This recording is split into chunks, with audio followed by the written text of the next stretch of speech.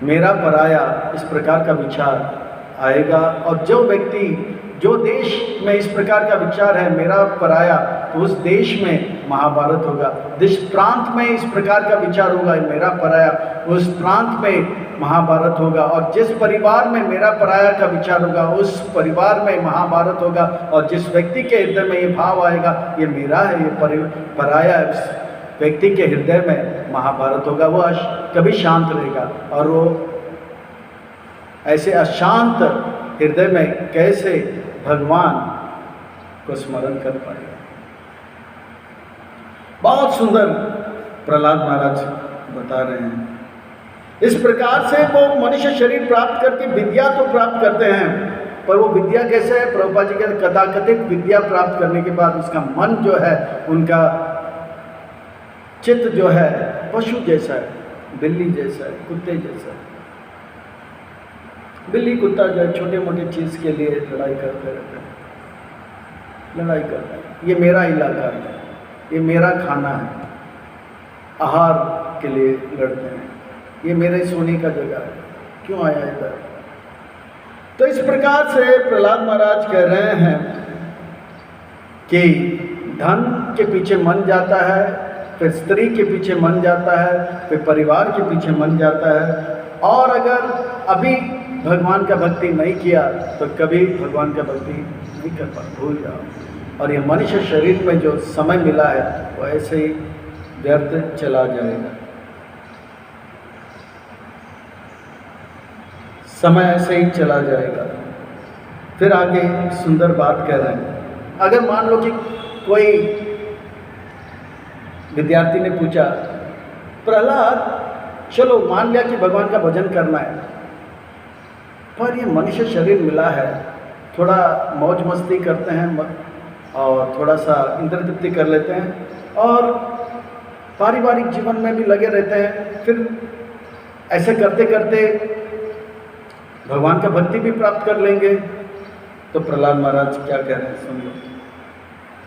मान लो कि कोई असुर ने पूछ लिया, चलो भाई आप जो कह रहे हो वो भी सही है, पर हम जो सोच रहे हैं वो भी सही है, आप भी सही हम भी सही, हाँ तेरा नहीं मेरा नहीं, दोनों का चलेगा, विन विन पॉलिसी, तेरा नहीं मेरा नहीं, हम दोनों का भजन भी करेंगे मस्ती भी करेंगे। तो प्रहलाद महाराज कह रहे ये तो ना कश्चित वा, ये तो ना कश्चित वा च कुत्र अचित्वा दीनः स्वमात्मनाम् अलम् स्मर्त विमोचितं कामदृशं विहार क्रीडा निर्गमयन् निगूढ़ विसर्ग। बोलता संभव नहीं है। कहते कि आज तक इतिहास गवाह है, कोई व्यक्ति किसी स्थान में किसी समय भगवान के भक्तों का संग प्राप्त किए बगैर, भक्ति किए बगैर भगवान को प्राप्त नहीं किया। या कोई व्यक्ति आज तक किसी स्थान पे किसी समय पर मौज मस्ती करते हुए भगवान को प्राप्त कर पाया। कश्चित वा कुत्रचित, कहीं पे भी ऐसा नहीं हुआ। ऐसा नहीं कि भारत में अमेरिका में ऐसा हुआ कि मौज मस्ती भी किया भक्ति भी प्राप्त कर लिया, या भारत में मौज मस्ती किया और भक्ति प्राप्त कर लिया, कहीं पे भी ऐसा नहीं हुआ है। या चंद्रमा में चले जाओ, वहाँ पे मौज मस्ती भी करेंगे और भक्ति भी करेंगे, नहीं होगा, कृष्ण प्राप्ति नहीं होगा। कुत्रचित वा, ऐसा नहीं कि कलयुग में थोड़ा बहुत मौज मस्ती करेंगे और भक्ति भी करेंगे तो भगवान को प्राप्त करेंगे, नहीं, कश्चित, कभी नहीं, किसी को भी नहीं, कहीं पर भी नहीं। भगवान का भक्ति और ये इंद्र तृप्ति साथ में नहीं चलेगा। ये तो ऐसा हुआ जैसे कि एक व्यक्ति नदी में दो नौके में पांव रखता है, दाहिना पांव एक नौके में और बायां पांव दूसरे नौके में, और नौका आगे चल रहा है। वो व्यक्ति का क्या हाल होगा? हाल बेहाल हो जाएगा। नौका आगे जाएगा, उसका पाँव फैलेगा और फैलेगा और फैलेगा, उसके बाद उसका शरीर का 2 टुकड़ा हो जाएगा, हरे कृष्णा हो जाएगा। संभव नहीं। इसीलिए भजहु रे मन श्री नंद नंदन अभय चरण रविंद्र। अभी भक्ति कर लो, अभी तो भार्या भी नहीं आया है, परिवार का कोई जिम्मेवारी भी नहीं आया है, ऐसा भी कोई जिम्मेवारी नहीं कि देश के लिए कुछ करो, परिवार या समाज के लिए कुछ करो, कुछ जिम्मेवारी नहीं। अब कितना अनुकूल अभी हमारे पास यह सुअवसर मिला है, इस अनुकूल सुअवसर का सदुपयोग क्यों नहीं करते हो? अगर इस अनुकूल अवसर में अच्छी तरह से भक्ति नहीं करोगे तो प्रतिकूल अवस्था में कैसे भक्ति करोगे? थोड़ा सा बीमारी आ जाएगा तो फिर बस हॉस्पिटल में टाइम बिताएंगे, और किसी ने कुछ बोल दिया तो फिर भगवान कोई दोष देंगे। इतना सुंदर अवसर मिला है तो भजन करो, तीव्र भक्ति करो। ये संभव नहीं। वो व्यक्ति जो भगवान का भक्ति में अग्रसर नहीं होते, बचपन से भगवान को जानने का प्रयास नहीं करता है, वो व्यक्ति आज तक इतिहास में ऐसा नहीं है कि वो मुक्त हो पाया है। और तो और वो मुक्त होने के जगह पर विमुचित काम दृश्यम विरह, वो उल्टा स्त्रियों के हाथों का एक खिलौना बन जाएगा। क्रीड़ा मृगो या निगुड़ विसर्ग, क्रीड़ा मृग, वो खेलने वाला खिलौना बन जाएगा। किसका? काम दृश्यम, काम के दृष्टि से विहार करने वाले जो स्त्री हैं उनके वो खिलौना बन जाएगा।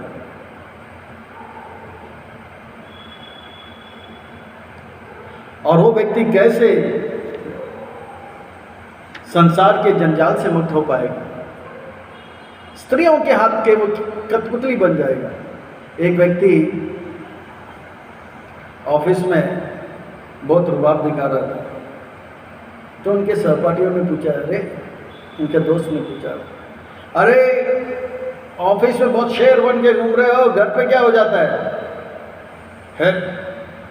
घर पे भी मैं शेर जैसा ही चलता रहता हूँ। अच्छा, बात यह है कि शेर के ऊपर शेरवाली सवार हो जाती है। तो जो व्यक्ति अपने इंद्रियों को काबू में नहीं कर पाता है, वो स्त्रियों के हाथ के कठपुतली, बड़ा बड़ा राजा महाराजा जो है अपने दुश्मनों को मारकर दूसरे राजाओं के मुकुट को, राज्य को लेकर आते हैं, उनके मुकुट को लेकर आते हैं और अपने स्त्री, अपने भार्या, अपने रानी महारानी के चरणों में रखते हैं और अपने मस्तक को भी उनके चरणों में रख देते हैं। ये हाल होता है। वो व्यक्ति जो अपने बचपन में इंद्रियों को काबू में नहीं कर पाता है, वो क्रीड़ा मृग, खिलौना बन जाता है। किसका? काम दृष्ट विहारा। वो कैसे अपने आप को उद्धार कर पाएगा? वो तो खिलौना है। वो कैसे भगवान का भक्ति करेगा? इतना ही नहीं, फिर कहते हैं तथा विरु कथा भी ततो विदुर परिहृतदायता दायतेषु संगम विषाय आत्मकेषु। और इस प्रकार से वो जो है भगवान से दूर चला जाता है। इस प्रकार से वो भगवान से दूर हो जाता है। अब तो सारे दोस्त लोग बोलते हैं, प्रहलाद अगर इस प्रकार से हमारा हाल हो जाएगा तो बताओ हमें करना क्या है? अब प्रहलाद महाराज जो है उपाय बताते हैं, जिस उपाय को हम सबको भी अपने जीवन में उतारना चाहिए। तथा विदुरात परिहितदायता, वो कहते हैं कि सबसे पहले इस प्रकार का जो व्यक्ति है, जो लोग भौतिक भौतिकवादी या इंद्र तृप्ति में लगे हुए हैं, ऐसे लोगों से आप दूर रहिए। ऐसे व्यक्ति जो कि इंद्र तृप्ति में लगे हैं, भौतिकवादी में लगे हैं, चाहे वो आपके रिश्तेदार हो, परिवार के सदस्य हो, पिताजी हो, माताजी हो, कोई भी हो, ऐसे लोगों से आप दूर रहो। जो कि भक्ति में अग्रसर नहीं है या जो कि इंद्र तृप्ति में लगे हों, ऐसे लोग के दूर नहीं, भी दूर, बहुत दूर रहो। प्रभुपाद जी की कृपा से ये अंतर्राष्ट्रीय कृष्ण भावना भक्ति संघ मिला, और ये एक ऐसा संघ है जहाँ पर भक्तों का हमें संग मिलता है। इस संघ का लाभ लेना चाहिए और क्या करना चाहिए, अब भक्तों से बहुत दूर रहना चाहिए, क्योंकि ये भक्ति जो है भक्तों के संग में होता है। बहुत बार ऐसा होता है, कोई भक्त जब भक्तों का संग छोड़ देता है, फिर बहुत दिन के बाद मिलते हैं तो बोलते हैं कि जब भक्तों के संग में था तो जपा अच्छा हो रहा था, सत्संग में मन लगता था, पर जब से भक्तों के संग छोड़ दिया तो भक्ति बहुत मुश्किल हो रहा है। अकेले में भक्ति नहीं हो पाएगा। प्रभुपाद जी के समय पर मायापुर में जब प्रभुपाद जी प्रचार कर रहे थे, मायापुर में जब चल रहा था, मायापुर मंदिर निर्माण करने के लिए प्रभुपाद जी भक्तों को प्रेरित कर रहे थे, तब एक अमेरिका से भक्त आया था वो अफ्रीका का। तो वो भक्त जब के बारे में खबर आता था, प्रभुपाद जी फलाना भक्त जो है जलांगी पार करके एक वृक्ष के नीचे जपा कर रहा है, वो दिन में कुछ खा नहीं रहा है, ना कुछ पी रहा है। तो प्रभुपाद जी कुछ बोला नहीं। फिर वापस एक हफ्ते के बाद प्रभुपाद जी वो फलाना भक्त ने संकल्प किया है कि वो अकेले में रहेगा और हरिदास ठाकुर जैसा वो जप करेगा। प्रभुपाद जी कुछ बोले नहीं, और सच में एक महीना तक ये खबर आता था, प्रभुपाद जी वो अब अकेला है और दिन रात जप कर रहा है। प्रभुपाद जी कुछ बोला नहीं, और एक महीने के बाद पता लगा, भक्त लोग आके बोले, प्रभुपाद जी वो फलाना भक्त जो हरिदास ठाकुर जैसे दिन रात जप कर रहा था अकेले में, अभी वो दिखाई नहीं पड़ रहा है। तब प्रभुपाद जी ने बताया, भक्ति भक्तों के संग में होता है। अकेले में केवल खाएंगे और सोएंगे, थोड़े समय के लिए बताएंगे कि हम भजन कर रहे हैं। फिर बाद में पता चला, प्रभुपाद जी के तिरुभाव के बाद कुछ भक्त लोग जो अमेरिका में थे, देखा कि अमेरिका के गैस स्टेशन में एक व्यक्ति जो है पंप का कर्मचारी बन गया था। ध्यान से देखा तो ये वही व्यक्ति है जो कि अकेले में भजन कर रहा था, हरिदास ठाकुर का नकल कर रहा था। हरिदास ठाकुर एक तो प्रहलाद महाराज का जो है अंश है, वो कर पाएगा, पर हरिदास ठाकुर जैसे और कोई नहीं कर पाएगा। हम सब के लिए भक्तों का संग बहुत आवश्यक है। प्रहलाद महाराज कह रहे हैं कि ऐसे भक्तों के संग में हमें भक्ति करना है, और जो लोग अभक्त हैं उनसे दूर नहीं, विदूरा, बहुत दूर रहो। ततो विदूरा, ये बहुत जरूरी है। अगर हम सब भक्ति कर रहे हैं, ब्रह्मचर्य आश्रम में हैं या कोई गृहस्थ आश्रम में, हमको भक्तों के संग में अंतर्राष्ट्रीय कृष्ण भावना भावी संघ का पूरा लाभ लेना चाहिए। ये संघ बनाया प्रभुपाद जी ने। ये संघ किस पे आधारित है? ये संघ जो है उपदेशामृत के जो उपदेश है, ददाति प्रतिज्ञाति गुह्यम आकृति पृच्छति, बोलते बोझाते हुए षड्वीर प्रीति, उस पे आधारित है। इसके पे आधारित प्रभुपाद जी ने बनाया, ताकि इस प्रीति बढ़ेगा भक्तों के बीच में और भगवान के प्रति प्रेम बढ़ेगा। इस पे आधारित बना, इसका पूरा लाभ लेना चाहिए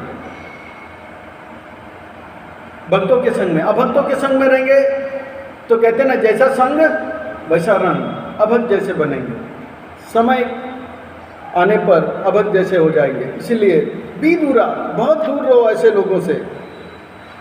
दैत्येषु संगम विषय आत्मकेषु, और कहते हैं कि ऐसे लोग जो विषय में आसक्त हैं, ऐसे दैत्य जो कि विषय, ऐसे लोग जो विषय में आसक्त हैं, वो दैत्य है, वो असुर है। जो लोग विषय में आसक्त है उन्हें दैत्य कहते हैं या असुर कहते हैं। सुर कौन है, असुर कौन है? जो भगवान के सुर से सुर मिलाए वो सुर, और जो भगवान के सुर से सुर ना मिलाए वो असुर। यानी कि भगवान के विचार से जो अपना विचार रखता है वो सुर यानी कि देवता, और जो भगवान के सुर से सुर नहीं मिलाते हैं, भगवान के विचार से अलग विचार रखते हैं, वो असुर। आत्मा इंद्रिय भोग वांछा जो कर रहा है वो असुर, पर भगवान का इंद्रिय को तुष्ट करने के लिए जो जाता है वो है सुर। तो इस प्रकार से कहते हैं कि ऐसे लोग जो कि इंद्र तृप्ति में लगे हैं उनसे दूर रहो, वो लोग असुर हैं। और क्या करना है? तो कहते हैं उपेत्या नारायणम आदि देवम समुक्त संगिरिष्टो अपर वर्ग। बहुत सुंदर बात कर रहे हैं। और करना क्या है? हमें भगवान का आश्रय लेना है। कौन भगवान? नारायण। नारायण का अर्थ होता है नार, यानी कि जल में जो आयन करता है वो भगवान नारायण का हमें आश्रय लेना चाहिए। वो कौन है? वो आदि देव है, देवों का भी देव, आदि देव नारायण का संग करना है। उनका संग करेंगे तो समुक्त संगे रिष्टो अपवर्ग। उनका भक्ति करेंगे, उनका भक्ति करेंगे तो हम हमारे जीवन का जो लक्ष्य है कृष्ण प्राप्ति वो प्राप्त करेंगे और मुक्त होंगे इस संसार के जो है जंजाल से, पवर्ग से मुक्त हो जाएंगे। संस्कृत में क वर्ग है, क वर्ग है, थ वर्ग है, फिर ये प वर्ग है। ये प वर्ग कैसा है? फ फ भ भ म। प्रभुपाद जी इसका उच्चारण करते हैं, इसका बड़ा सुंदर वर्णन करते हैं। शायद कौन से ग्रंथ में, एक छोटे बुक में लिखते हैं, फ फ भ भ म, इसका उल्लेख करते हैं एक छोटे बुक में। शायद उपदेशामृत नहीं, दूसरा था ईशोपनिषद में, प्रश्न उत्तर में फ फ भ भ म न प्रश्न। फ का अर्थ होता है मेहनत करना, मेहनत करते करते फेन निकलता है, फेन।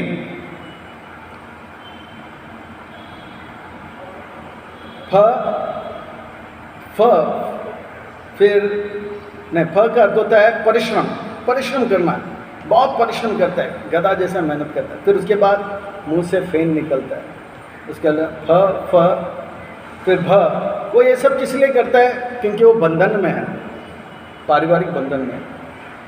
वो पारिवारिक बंधन को क्यों छोड़ना नहीं चाहता है? फ फ भ, भय है उनको। अगर मेरे परिवार वालों को मैं छोड़ दूंगा तो मेरा देखभाल कौन करेगा? मेरा बुढ़ापा आएगा तो कौन मेरा ध्यान रखेगा? भय रहता है उनको। फ फ भ, बंधन में क्यों रहता है? क्योंकि उनका पालन पोषण करता है कि भविष्य में मेरा साथ देगा। क्यों इस प्रकार का विचार है? क्योंकि भय है, मैं जब बूढ़ा हो जाऊंगा तो मेरा देखभाल कौन करे, भय। और ऐसा करते करते उसको मृत्यु प्राप्त हो जाए, म। तो ये फ फ भ भ म, ये जो है प वर्ग है। और नारायण का अगर हम भजन करेंगे, ये जब प वर्ग, ये कष्ट जो है उससे हम मुक्त हो जाएंगे, अपर्ग प वर्ग में हम पहुंचेंगे, अर्थात आध्यात्मिक जगत को प्राप्त करेंगे। और वो विष्णु का भजन हमें क्यों करना चाहिए? तो बहुत सुंदर तर्क देते हैं। वो कहते हैं नाहि अच्युतम प्रीणायतो बहु आयशो असुर आत्मजा आत्मवत् सर्वभूतानां सिद्धत्वत् एव सर्वतः। वो कहते हैं भगवान का भजन करना मुश्किल नहीं है, बहुत आसान है। मान लो कि किसी असुर ने कहा कि ये भगवान का भजन करने के लिए कह रहे हो, पर ये भगवान का भजन करना कष्ट होगा। बोलते नहीं, ये तो सबसे आसान है, बहुत आसान है। ना ही अच्युत प्रिया, तो भगवान को प्रसन्न करना बहुत आसान है। क्यों आसान है? क्योंकि भगवान जो है सर्वत्र है, सब जगह पे है। ऐसा नहीं कि भगवान केवल भारत में, अमेरिका में भी है, पूरे सृष्टि में कहाँ पे भी जाओ भगवान सब जगह पे। उनको अलग से ढूंढने की आवश्यकता नहीं, भगवान सब जगह पे है। ये पहला बात। और क्या है? आत्मवत, भगवान जो है हमें अपना मानते हैं। जैसे एक पिता के लिए पुत्र अपना होता है। इसी प्रकार से भगवान के लिए जितने भी जीव हैं वो अपना है। फिर तीसरा कारण कहते हैं कि सिद्धवत ही सर्वत्र, वो कहते हैं कि उनको प्रसन्न करना बहुत आसान है। इस संसार में एक व्यक्ति को प्रसन्न करने जाओ, थोड़े समय के लिए प्रसन्न कर पाएंगे पर हमेशा के लिए प्रसन्न नहीं कर पाओगे। जैसे कॉलेज के लड़के लड़कियां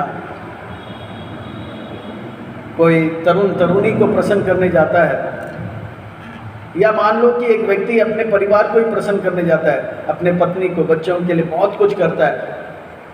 जब बुढ़ापा आता है तो पत्नी कहता है तूने मेरे लिए किया क्या? बेटा कहता है आपने हमारे लिए किया क्या? बेचारा दिन रात मेहनत करके पगार कमाया और पगार परिवार पे निछावर किया, पर पत्नी कहता है आपने मेरे लिए किया ही क्या? बाजू वाले को देखो, फॉरेन लेकर गया, इधर घुमाया, इधर किया क्या मेरे लिए? होता है ऐसा। बेटा बोलता है स्कूल में पढ़ाया, कॉलेज में पढ़ाया, ये आपका कर्तव्य था, अब मेरे लिए किया क्या? अलग से किया क्या? परिवार को संतुष्ट करने के लिए पूरा जीवन उन्होंने निछावर किया, पर वो परिवार उनसे संतुष्ट नहीं है। ये कड़वा सच है जो प्रहलाद महाराज कह रहा है,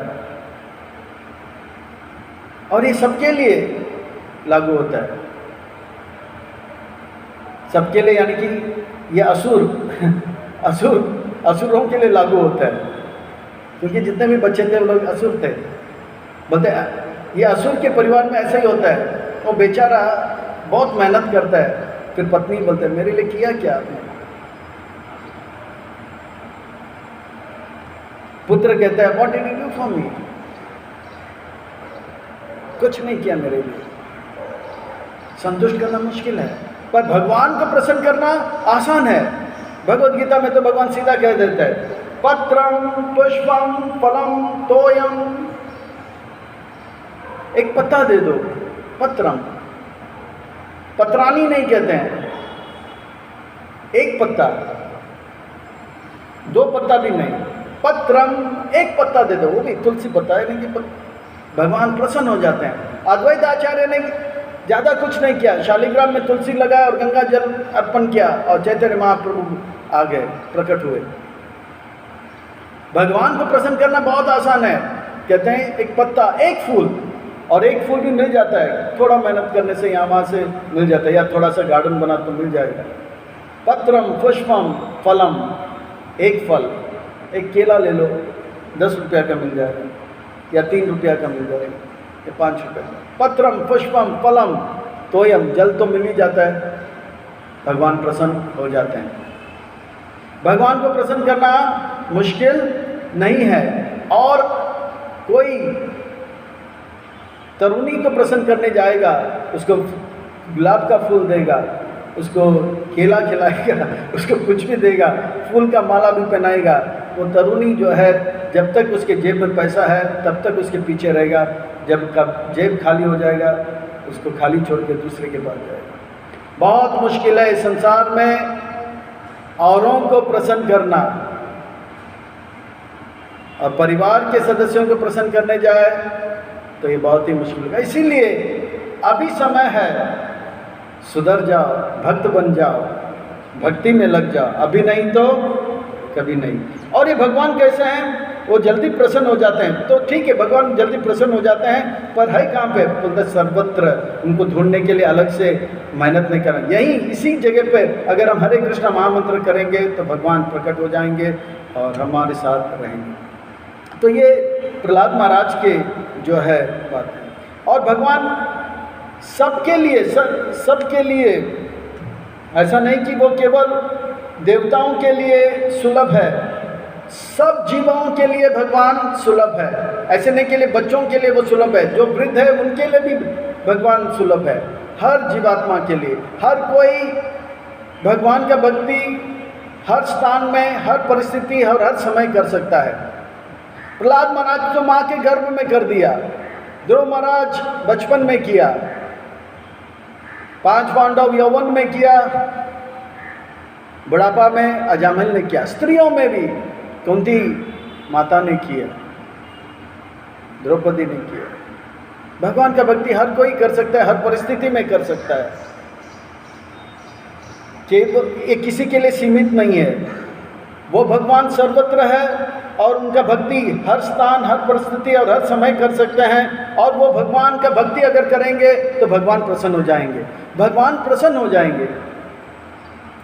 इतना सुंदर बात कर रहे हैं। और भगवान को छोड़ के किसी और को प्रसन्न करने जाए, वो व्यक्ति भी प्रसन्न नहीं होगा और भगवान भी प्रसन्न नहीं होगा। अगर हम भगवान को प्रसन्न करने जाएंगे, भगवान भी प्रसन्न हो जाएंगे और भगवान के साथ साथ पूरा संसार भी प्रसन्न हो जाएगा। क्योंकि भगवान प्रसन्न हो जाएंगे, पूरा जगत प्रसन्न हो जाएगा। यस्मिन् तुष्टि जगत तुष्टि। भगवान प्रसन्न हो जाएंगे, पूरा जगत प्रसन्न हो जाएंगे।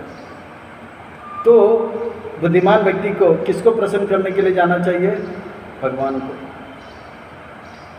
भगवान को। बाकी फजूल का मेहनत करने जाएंगे, ना तो भगवान मिलेंगे ना तो संसार मिलेगा। संसार में आज तक ऐसा कभी नहीं हुआ कि कोई व्यक्ति भौतिक चीज़ के पीछे भागे, पैसे के पीछे भागे, उसको पैसा मिला और भगवान मिला। नहीं, ऐसा होगा कि वो पैसे के पीछे भागेगा और समय आने पर या तो पैसा चला जाएगा और व्यक्ति चला जाएगा, है ना। कोई डिग्री लेने जाता है, पीएचडी करता है, या तो व्यक्ति चला जाता है या डिग्री चला जाता है। या मान लो दूसरे जन्म लेता है, बोलता है कि पिछले जन्म में मैं अंबानी का, धीरूभाई अंबानी था, तो क्या अनिल अंबानी बोलेगा अच्छा पिताजी आइए ना, आपको क्या चाहिए, आपका ही ये सब ले लो, देगा? सीधा उसको हथकड़ी लगाएगा, बोलेगा जेल में लेके जाओ। शरीर छूटा, वो धन छूटा, वो विद्या। वो बोलेगा मैं पिछले जन्म में पीएचडी किया था, डबल पीएचडी किया था। बोले नहीं, अभी आपको एबीसीडी सीखना ही पड़ेगा। ना तो उनको भौतिक वस्तु मिला, ना तो भौतिक संपत्ति मिला, ना तो भगवान मिला। उनका समय इस मनुष्य शरीर में व्यर्थ ही चला गया। इसलिए अभी से भगवान का भक्ति करो। और ये भगवान का भक्ति के लिए कैसे कर रहे हैं? कह रहे हैं कि भगवान कैसे? परा अवरेषु भूतेषु बृहन्तस्ता वरादिषु भौतिकेषु विकारेषु भूतेषु अत महत्सु च। वो भगवान जो है सबका ईश्वर है, वे जीवात्मा नरक में हो या स्वर्ग में हो, उनके साथ हमेशा रहेगा। चाहे वो स्थावर हो या जंगम हो, परमात्मा के रूप में भगवान उस जीव के साथ हमेशा रहेगा। इतना ही नहीं, जीव के साथ साथ और संसार के एक एक अणु, एक एक कण के साथ भगवान रहेगा। भगवान है। तो ऐसे भगवान को प्रसन्न करना बहुत आसान है और ये भक्ति करना बहुत सुलभ है और बहुत सहज है। करना क्या है? नाचना, गाना और खाना है। हरे कृष्णा कृष्णा कृष्णा हरे हरे, हरे राम राम राम हरे हरे। नाचते गाते खेलते भगवान का भक्ति हो जाता है, भगवान प्रसन्न हो जाता है, जीवन सार्थक हो जाता है और हमारा जीवन सफल हो जाता है। तो भगवान का भक्ति क्यों ना करें? इतना सुंदर तर्कों के साथ प्रहलाद महाराज इन बातों को प्रस्तुत कर रहे हैं। ये बच्चे जो हैं अब ना तो दाएं देखते हैं ना तो बाएं, सीधा प्रहलाद महाराज को ही अपना गुरु बना लेते हैं और भक्ति में लग जाता है। यह प्रहलाद महाराज की खूबी है। भक्त बनाते जा रहे, भक्त बनाते जा रहे। यह है स्कूल प्रीचिंग, यह है कॉलेज प्रीचिंग। एक प्रवचन और उसी में सबको ये करना। यह है यूथ प्रीचिंग। ऐसा प्रीचिंग प्रहलाद महाराज जी कर रहे हैं। तमाल कृष्ण महाराज और विष्णुजन महाराज राधा दामोदर करके एक बस पार्टी निकलते, एक बस बड़ा बस था, कम से कम 100 लोग। और ये बस जहाँ पे रुकते थे तमाल कृष्ण महाराज जाते थे, नया व्यक्ति कोई भी आता नौजवान तो उसको पकड़ देता, बोलता है आप क्या कर रहे हो, पढ़ाई कर रहे हो, तो क्यों कर रहे हो, बोलता है पढ़ाई करके फिर और पढ़ाई क्यों करना चाहते हो, बोला और पढ़ाई करके नौकरी करूँगा, नौकरी करके क्या करोगे, नौकरी करके पैसा कमाओगे, पैसा लेकर क्या करोगे, बोला परिवार को संभालना। परिवार को क्यों संभालना चाहता हूँ, ताकि परिवार को संभाल के थोड़ा खुशी ही चाहिए ना, आप हमारे साथ आ जाओ, हम लोग देखो कितने खुश हैं। एक एक व्यक्ति को ऐसा तर्क दे के 3 मिनट 4 मिनट 5 मिनट में उस व्यक्ति को तर्क देकर काट कर, उनके तर्कों को काट कर उनको भक्त बनाता था। इतना स्पीड में प्रचार करते थे। राधा दामोदर मंदिर एक भक्तों ग्रंथों का तो वितरण कर रहा था और भक्तों को भी बढ़ा रहा था। ऐसे जब भी प्रभुपाद जी से मिलते थे नया नया 10 ब्रह्मचारी को प्रकट करते थे, ये है नया, सब एकदम ठकाठक क्लीन शेप प्रणाम करते थे। ये तमाल कृष्ण महाराज का प्रहलाद महाराज से प्रेरणा लेकर ऐसा स्टाइल था। और विष्णुजन महाराज सुंदर कीर्तन करते थे, मंगल आरती से लेके शयन आरती तक, और भक्त लोग सड़कों में कीर्तन करते, दुख वितरण करते थे, थक जाते थे तो इतना मधुर कीर्तन करते थे विष्णुजन महाराज कि उनका जो थकान है वो दूर हो जाता था। और मंगल आरती में उठने का जब समय आता है उससे पहले वो उठ जाते हैं और सुंदर कीर्तन करते हैं, और उनके मधुर ध्वनि को सुनकर वो जो थकान है शरीर का, मन का पीड़ा जो है वो सब चला जाता है, फिर से दिन के लिए तैयार हो जाता है। इस प्रकार से तमाल कृष्ण महाराज विष्णुजन महाराज का एक अच्छा जोड़ी था और भक्तों को बना रहे थे। जैसे प्रहलाद महाराज यहाँ पे भक्त बना रहे थे, वैसे वो लोग भक्त बना रहे थे। प्रभुपाद जी बहुत प्रसन्न थे उनके। तो यह सुंदर प्रहलाद महाराज की शिक्षाओं पर आधारित ये शिक्षाएं जो है अब प्रहलाद महाराज बताएंगे किस प्रकार से भगवान जो है दयालु है, कृपालु है, और हम पे बहुत ज़्यादा कृपा करेंगे, दया करेंगे और हम सबके ऊपर अपना जो करुणा बरसाएंगे। तो ऐसे भगवान का भक्ति हमें करना है। और बहुत सारी सुंदर बातें हैं भगवान के भक्ति के बारे में जो कि श्लोक नंबर 20 से 25 में हमें मिलेगा, जो हम कल देखेंगे। कहने का तात्पर्य यह है सार प्रहलाद महाराज का कि ये जो मनुष्य शरीर मिला है, अब जो समय अनुकूल है, शरीर जो है बहुत ही पुष्ट है, तंदुरुस्त है, मन जो है चुस्त है, तो भक्ति में लग जाना चाहिए। अब कोई भारिया नहीं, कोई जिम्मेवारी नहीं है। अच्छी तरह से भक्ति करो, अच्छी तरह से जप करो, अच्छी तरह से ग्रंथ अध्ययन करो। अगर ये सब करेंगे तो समय जब प्रतिकूल होगा तो ये भक्ति जो अब हमने किया वही साथ देगा और हम भगवान का अच्छे भक्त बनेंगे। खास करके हमें ये जो समय है इसका पूरा लाभ लेना चाहिए। मंगल आरती, जपा, प्रभुपाद जी के ग्रंथ अध्ययन करके ये जो लॉकडाउन का जो समय है उसका सदुपयोग करना चाहिए। प्रभुपाद जी को प्रसन्न करने के लिए क्या करना चाहिए, तो प्रभुपाद जी की आज्ञाओं को पालन करना चाहिए। उनमें से एक आज्ञा है कि आप सुबह का कार्यक्रम एकदम पक्का रखो, वो पक्का रखो। जपा जो है बहुत ही मन लगा के करो और प्रभुपाद जी के ग्रंथ अध्ययन करो।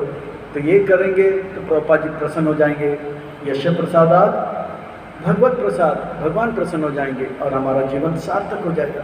हम जैसे जैसे कितने भी निकृष्ट क्यों ना हो, अगर प्रभुपाद जी प्रसन्न हो जाएंगे तो हमारा चेतना उन्नत हो जाएगा। हम अच्छे भक्त बनेंगे और अच्छे भक्त बनकर फिर प्रचार करेंगे, औरों को भक्त बनाएंगे तो प्रभुपाद जी और भी प्रसन्न हो जाएगा, हमारा जीवन सार्थक हो जाएगा। श्रील प्रभुपाद की जय। ग्रंथराज श्रीमद् भागवत महापुराण की जय। प्रहलाद महाराज की जय। प्रहलाद महाराज की शिक्षाओं की जय। जय जय श्री राधे, जय जय श्री राधे, जय जय श्री राधे। सबको मिले श्री वृंदावन।